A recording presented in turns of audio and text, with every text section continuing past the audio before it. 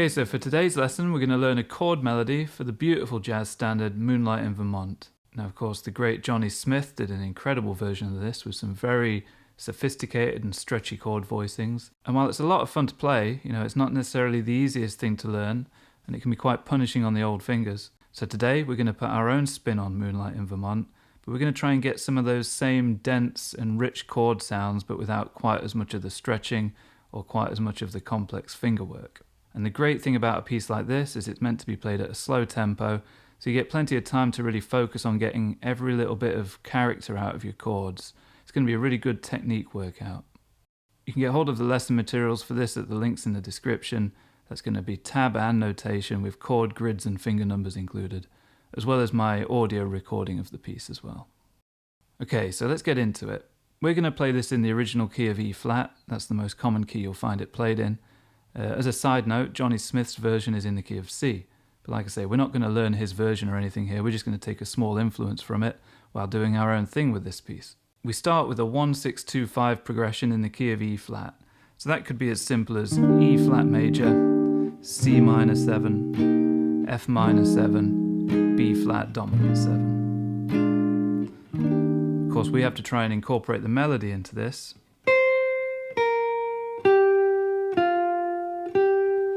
And we're going to do that by bringing in some colour underneath from a 6-9 chord. This major 6-9 voicing, it's very common, one of my favourite major chord voicings. We just go one step further, stretch the pinky out to grab that first melody note before removing it. And then C minor 7, typical voicing. And then we have to play an individual melody note at the 6th fret of the B string before going to F minor 9. So you could be seeing this as F minor 7, 3-note voicing, and the 9 is the melody. That 9 stays in place while we shuffle around and play this B flat 7 3-note voicing, again with that note on top, thus making it a B flat 13 chord. We can put a walking bass into that from underneath if you fancy it. Now in bar number 3, we could play the same E flat voicings again, but we're going to take this chance to explore other options, as we always do in my lessons. We're going to play this. So the top 4 strings, these are kind of what you call block chord voicings. The top 4 strings of an E flat 6 chord, and then the top 4 strings of that 6-9 chord again, E flat 6-9, but without the root, and a C minor 7 as before, but now the second melody note of that chord is already in it on the G string 8th fret there. Then we move on to this really rich chord, a dominant chord with a flat 5. So this is a D flat 7. Again, you can very clearly see a 3-note voicing here. Do check out my video on 3-note voicings if you've not seen it. They're really the bedrock of all of this classic jazz vocabulary. And there's your flat 5, also known as the sharp 11. And then the next melody note is already in our chord, so we just pick out that D string 9th fret. So an interesting chord there, and then we move back to a simple 2-5-1. So we're thinking F minor, B flat 7, E flat major. We play F minor 9, and then remove the 9 to make it a plain F minor 7, and then we play this voicing for a B flat 9 suspended chord. You can see this A flat major triad with B flat in the bass. So that's another name you'll see this being called, A flat over B flat. But in this case, we know it's functioning as the 5, B flat 7, so why not call it B flat 9 sus? It's more descriptive. The next melody note is already in that chord, and then we resolve to this E flat 6 voicing. This is a voicing I picked up from Matt Munisteri. It's basically just this normal E flat 6 that you'll see all the time, especially in Western swing, where you've got your root on the A string 6th fret. I always used to think of this like an A minor open chord with a C added, so that would be C6, drag it to E flat. Now the Matt Munisteri touch is to double it over in the bass with the thumb. So we're adding the 5th in the bass as well to fatten the sound. That's something you'll have seen me do in my Django videos a lot, where you could use that barring technique with the 2nd finger, which we'll get to in a little bit actually. But this is another option, getting that thumb hooked over. Now in bar number 8, we need to play some kind of turnaround to take us back round for another go through the A section. So we go to the 5 chord, as you'd expect for a turnaround. I use my thumb to play this leading bass note into it, so A to B flat, and then we build the Johnny Smith chord on top. A bit of a tribute to Johnny Smith here. So that's a B flat 13 with a flat 9 on top. Kind of a handful, but a classic Johnny Smith chord. In his version of Moonlight in Vermont, he plays that over the G7 and then does the diminished movement with it. Because he spots the flat 9 in there, he just treats it like a diminished chord and then resolves it to C. Very pretty. G7 to C.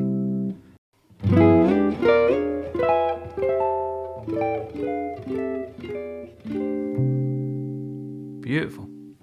Anyway, back to our version. We're playing B flat 13, flat 9, and then we need to get back to E flat. We're going to do a little slide into that voicing we used earlier, you know, the top 4 strings of your E flat major 6th chord. And then down to this again, just like before, and then C minor 7 again, melody note on the B string, and then F minor 9. But now this second time round, we're leaving less space. We're going to fill things in a little bit with a spare strum here and there, and a bit more movement in the bass. And we do this little Joe Pass style thing here, walking down to B flat and then barring the entire 6th fret, and really just thinking of this B flat dominant 7th chord. It looks very familiar if you put this in here. It's your standard E-shaped bar chord, right? But we don't have any need for that note. We're going to use that finger for something more exciting. Hammering onto the 13 and then flat 13 or sharp 5. Now we're back to this part of the melody again. And we could just do what we've done before. And we kind of are doing that, but we're going to take it one step further and add a new bass note in underneath on the A string. So E flat. So now you've got your full E flat 6 chord. And then we add a D underneath the next one. Not sure what to really call this in this context. To me, this is like a quartal voicing. Everything's built in fourths. You could think of this as B flat 6/9 without the root in the bass, or some kind of D minor chord, like a D minor 11 sharp 5. But anyway, we're just thinking about it as part of a movement. Then C minor 7, and then this shape again. This time A7 with a flat 5. We had D flat 7 with a flat 5 before, but now we've got A7 with a flat 5 before going to A flat 6 with this classic voicing, very Barney Kessel or Mickey Baker or even George Harrison-esque, this one. Think of it like an A flat major bar chord, but we're not going to bar anything. And what the first finger does instead of barring is it sort of lays across the remaining strings to mute them out. The pinky goes on, little finger, not pinky actually, I'm British after all. The little finger goes on to the 6th fret of the B string. So you get these 4 notes. And again, make sure that you're killing the D string and the top E string with the curved edge of your first finger. Great voicing. So that little rundown.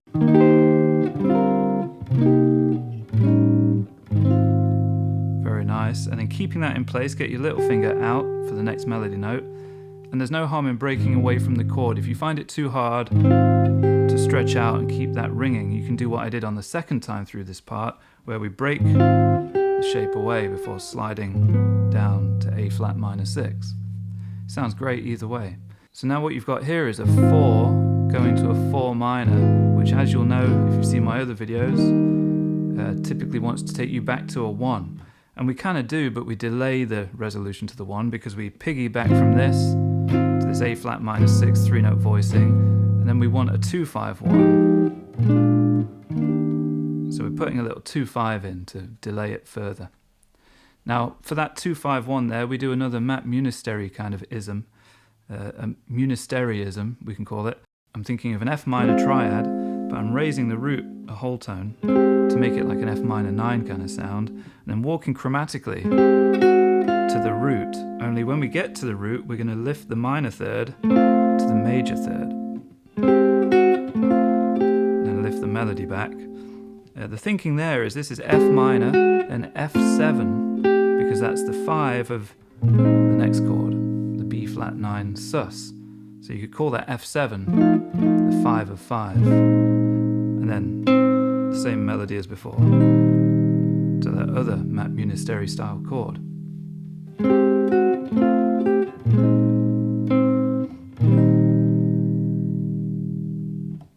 Do remember that you can get hold of all of my tab and notation for this with finger numbers and chord grids and all that good stuff.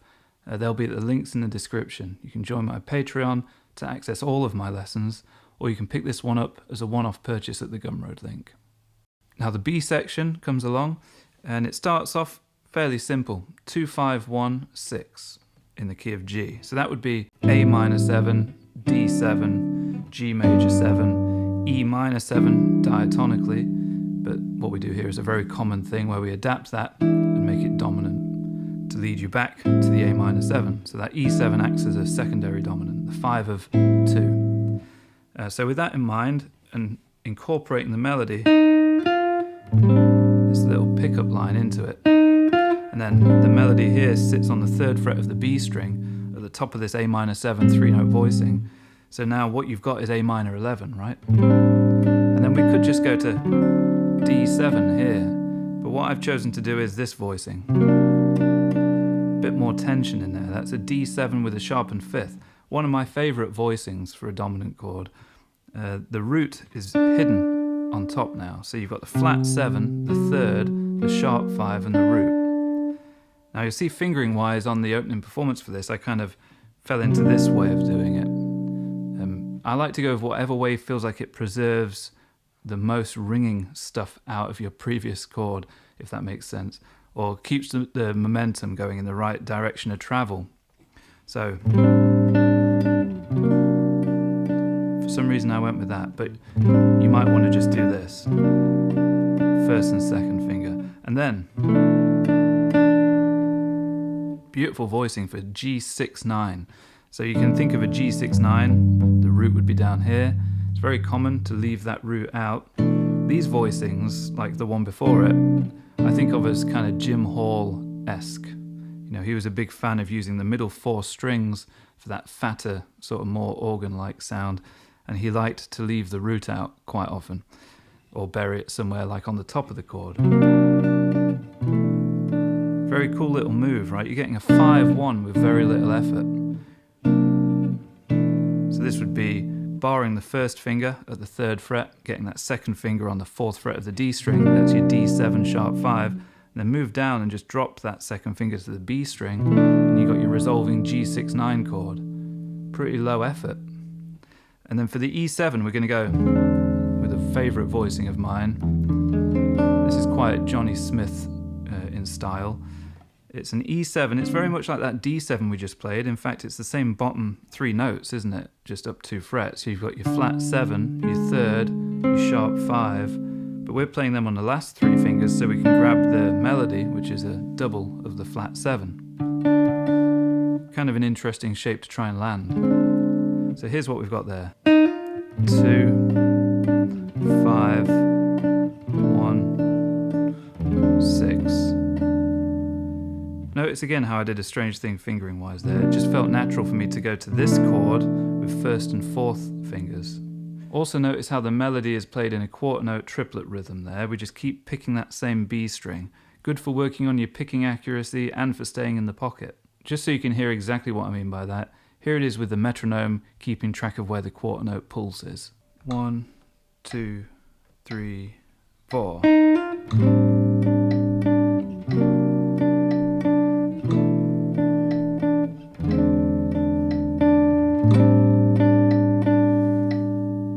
Break that pattern and go to D9. So there's a huge leap there, 1 octave in the melody, from D here to D here. We play it on top of this Freddie King style voicing.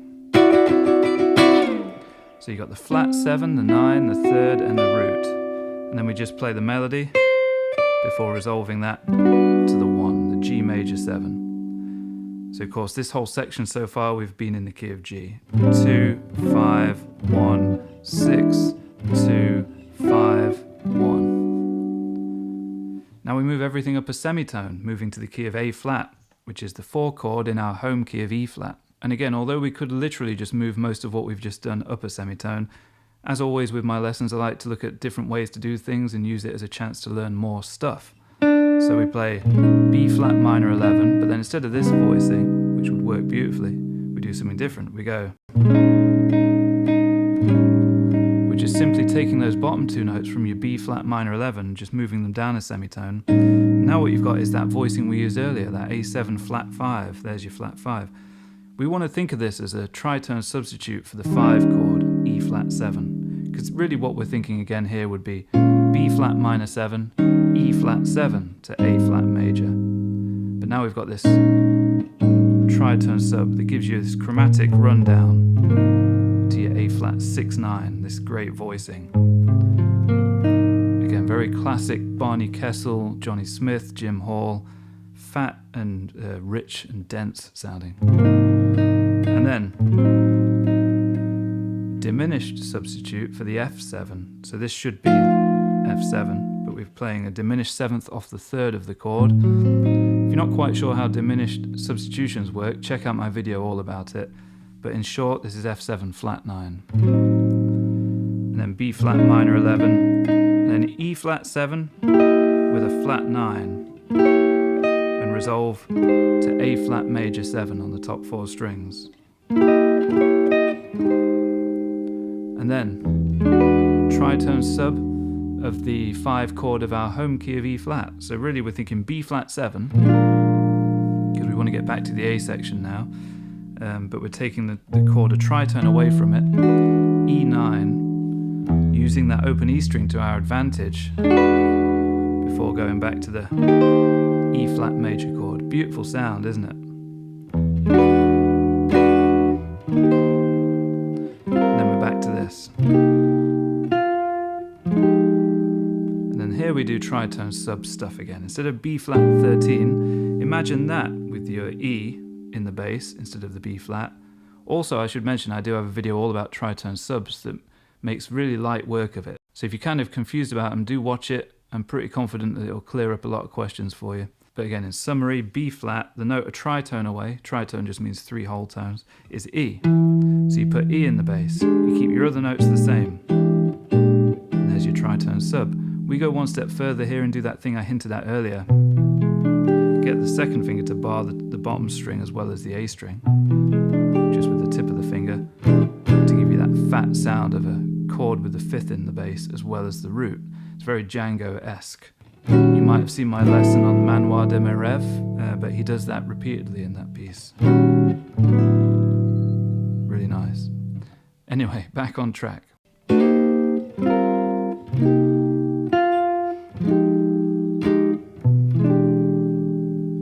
then we're going to play this again, because we liked it so much. Then for F minor 9, this time we're going to go all the way down low,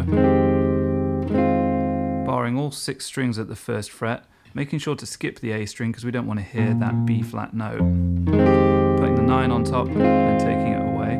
And then B flat 9 sus, again, that chord that we could also call A flat over B flat. And then flatten the top 2 strings of that chord by a semitone, giving you a B flat 7 with a flat 9. And then that's going to want to resolve to E flat. So you could simply finish with this. But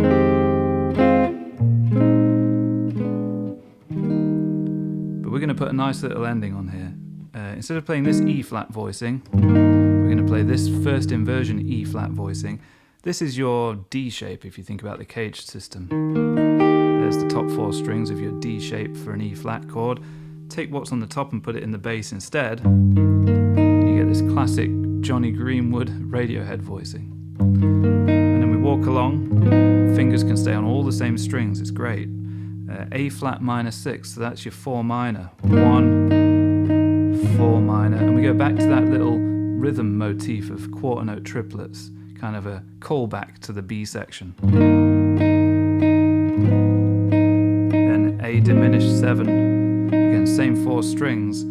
So far if you think about it, we're just moving along chromatically and then resolving to E flat spread triad with the 5th in the bass, so a 2nd inversion. And again, I do have a very deep lesson all about these spread triads and 3-note voicings. It might have been my first ever YouTube lesson, in fact, so do check that out. So here's the ending anyway. And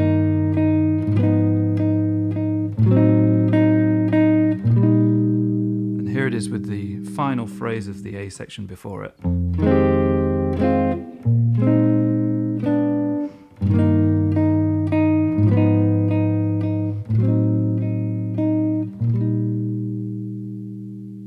So a couple of performance notes. Make sure you allow the space to really breathe. Don't feel like you've got to be rigidly on the beat and metronomically accurate. Play this with what they call a liberated feel, or a tempo rubato to be exact. Now leaving things to breathe like that really helps because it adds suspense. You can hold on to some tension for longer than you normally might before resolving it. But also to add more to that kind of performance element of things, make sure that you're playing around with good dynamics. You know, don't pick everything the same velocity.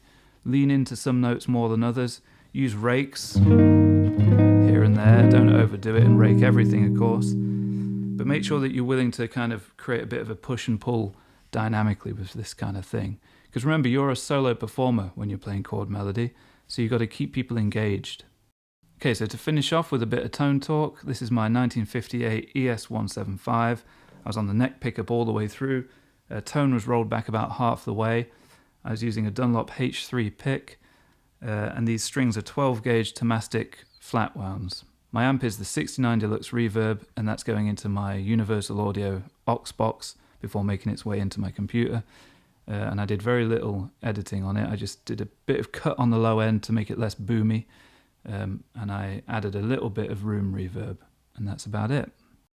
Okay guys, so thanks so much for watching. Please do leave a comment down below. It makes a huge difference to the visibility of my channel. Same goes for leaving a like and being subscribed. You know, these are the things that keep the channels afloat and push them to the front of the algorithm so more people can get their eyes on it. And that's going to really help me. So if you could do that, I'd be eternally grateful. Okay guys, thanks so much, and I'll see you next time for something completely different. Take care.